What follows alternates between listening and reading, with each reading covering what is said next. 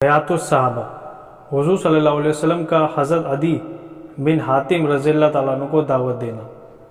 حضرت عدی بن حاتم رضی اللہ عنہ فرماتے ہیں کہ جب مجھے حضور صلی اللہ علیہ وسلم کا مدینہ منورہ ہجرت کرنے کی خبر ملی یا آپ کی نبوت کا دعویٰ کرنے کی خبر ملی تو مجھے بہت برا لگا۔ چنانچہ میں اپنے وطن سے نکل کر روم کی اور چل گیا، اور کچھ روایتوں میں ہے کہ میں کیسر کے پاس چلا گیا، اور میرا یہ روم میں آ کر کیسر کے پاس چلے جانا مجھے حضور صلی اللہ علیہ وسلم کے ہجرت فرمانے سے بھی اور زیادہ برا لگا، اور میں نے اپنے دل میں کہا مجھے اس آدمی کے پاس جانا چاہیے، اگر وہ جھوٹا ہوگا تو میرا نقصان نہیں کرے گا، اگر سچا ہوگا تو مجھے پتہ چل جائے گا۔ فرماتے ہیں کہ میں مدینہ پہنچا تو لوگ خوش ہو کر کہنے لگے عدی بن حاتم آ گئے، عدی بن حاتم آ گئے۔ چنانچہ میں حضور صلی اللہ علیہ وسلم کی خدمت میں حاضر ہوا۔ آپ نے مجھ سے 3 بار فرمایا اے عدی بن حاتم، مسلمان ہو جاؤ، سلامتی پاؤ گے۔ میں نے کہا میں خود ایک دین پہ چل رہا ہوں۔ حضور صلی اللہ علیہ وسلم نے فرمایا میں تمہارے دین کو تم سے زیادہ جانتا ہوں۔ میں نے حیران ہو کر کہا آپ میرے دین کو مجھ سے زیادہ جانتے ہیں؟ آپ نے فرمایا ہاں، کیا تم فرقہ رکیسیہ میں سے نہیں ہو؟ یہ عیسائیوں اور صابیوں کا بیچ کا فرقہ ہے، اور تم اپنی قوم کا 1/4 مال غنیمت کھا جاتے ہو۔ میں نے کہا جی ہاں۔ آپ نے فرمایا حالانکہ تمہارے لیے تمہارے دین میں حلال نہیں ہے۔ میں نے کہا جی ہاں، حلال نہیں ہے۔ حضور صلی اللہ علیہ وسلم نے اتنی ہی بات کہی تھی، میں آپ کی بات کے سامنے جھک گیا۔ حضور صلی اللہ علیہ وسلم نے فرمایا سنو، میں اس بات کو بھی خوب جانتا ہوں جو تمہیں اسلام سے روک رہی ہے۔ تم یہ کہتے ہو کہ ان کے پیچھے چلنے والے تو کمزور قسم کے لوگ ہیں جن کے پاس کوئی طاقت نہیں، تمام عرب نے ان کو الگ پھینک رکھا ہے، یا تمام عرب نے ان کو نشانہ بنا رکھا ہے۔ کیا تم ہیرا شہر کو جانتے ہو؟ میں نے کہا اسے دیکھا تو نہیں ہے، البتہ اس کا نام ضرور سنا ہے۔ آپ نے فرمایا اس ذات کی قسم جس کے قبضے میں میری جان ہے، اللہ اس دین کو ضرور پورا کر کے رہیں گے، اور ایسا امن و امان ہو جائے گا کہ پردہ نشین عورت تنہا ہیرا سے چلی جائے گی اور اکیلے بیت اللہ کا طواف کرے گی، اور کوئی اس کے ساتھ نہ ہوگا، اور کسریٰ بن ہرمز کے خزانے فتح ہو جائیں گے۔ میں حیران ہو کر کہا کسریٰ بن ہرمز کے خزانے؟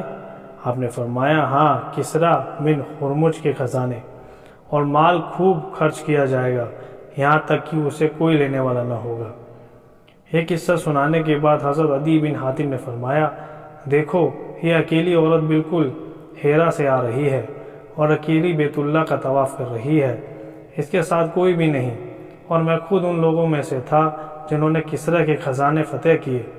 اس ذات کی قسم جس کے قبضے میں میری جان ہے، تیسری بات بھی ضرور سچی ہو کے رہے گی، اس لیے کہ حضور صلی اللہ علیہ وسلم فرما چکے۔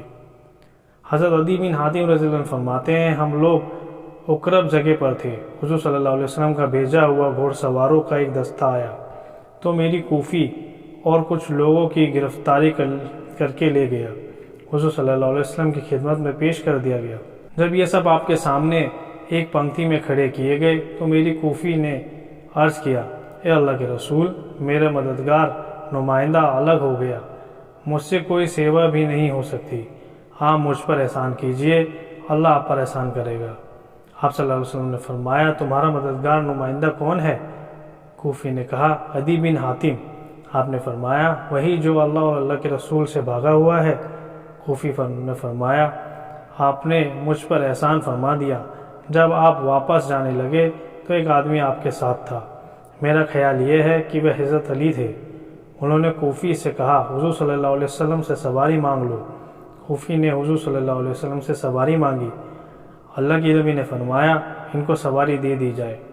حضرت عدی فرماتے ہیں وہاں سے کوفی میرے پاس آئی اور مجھ سے یہ کہا تم نے ایسا کام کیا ہے جو تمہارا باپ کبھی نہ کرتا، یعنی تم مجھ کو چھوڑ کر بھاگ گئے، اور کہا تمہارا دل چاہے یہ ڈر کی وجہ سے نہ چاہے ان کے پاس ضرور جاؤ۔ فلاں ان کے پاس گیا اور اسے حضور صلی اللہ علیہ وسلم سے خوب ملا، فلاں گیا اسے بھی حضور صلی اللہ علیہ وسلم خوب ملا۔ حضرت عدی فرماتے ہیں کوفی کے کہنے پر میں حضور صلی اللہ علیہ وسلم کی خدمت میں حاضر ہوا۔ اس وقت حضور صلی اللہ علیہ وسلم کے پاس ایک عورت، 2 بچے یا ایک بچہ بیٹھا ہوا تھا جو کہ آگ کے قریب بیٹھے ہوئے تھے۔ یوں عورتیں اور بچوں کے پاس بیٹھنے سے میں سمجھ گیا کہ وہ کسرا اور کیسر والی بادشاہی نہیں ہے۔ حضور صلی اللہ علیہ وسلم نے مجھ سے فرمایا، اے عدی بن حاتم، کس وجہ سے بھاگ رہے ہو؟ کیا اس وجہ سے بھاگ رہے ہو کہ لا الہ الا اللہ کہنا پڑے گا؟ تو کیا اللہ کے علاوہ کوئی معبود ہے؟ کس جگہ سے بھاگ رہے ہو؟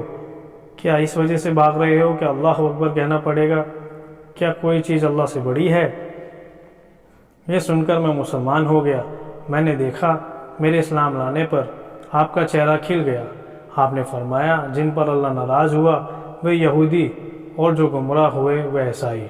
حضرت عدی رضی اللہ عنہ فرماتے ہیں کہ پھر کچھ لوگوں نے آپ سے مانگا، آپ کے پاس کچھ نہ تھا، اس لیے آپ نے صحابہ کو دوسروں پر خرچ کرنے پر ابھارا۔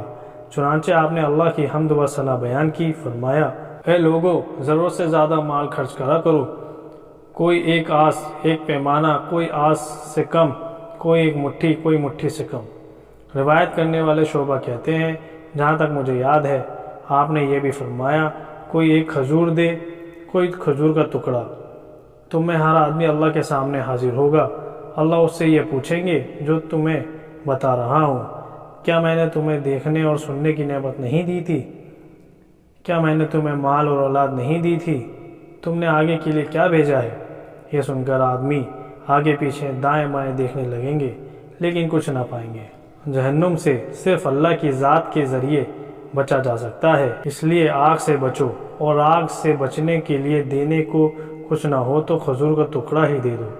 اگر کھجور کا ٹکڑا بھی نہ ہو تو نرم بات ہی کہہ دیا کرو، مجھے تم پر بھوکمری کا ڈر نہیں ہے، اللہ تمہاری ضرور مدد کریں گے، تمہیں بہت زیادہ دیں گے، بہت زیادہ جیت دیں گے، یہاں تک کہ پردہ نشین عورت اکیلی ہیرا اور یثرب کے بیچ یا اس سے بھی زیادہ لمبا سفر کیا کرے گی اور اسے چوری کا ڈر نہ ہوگا۔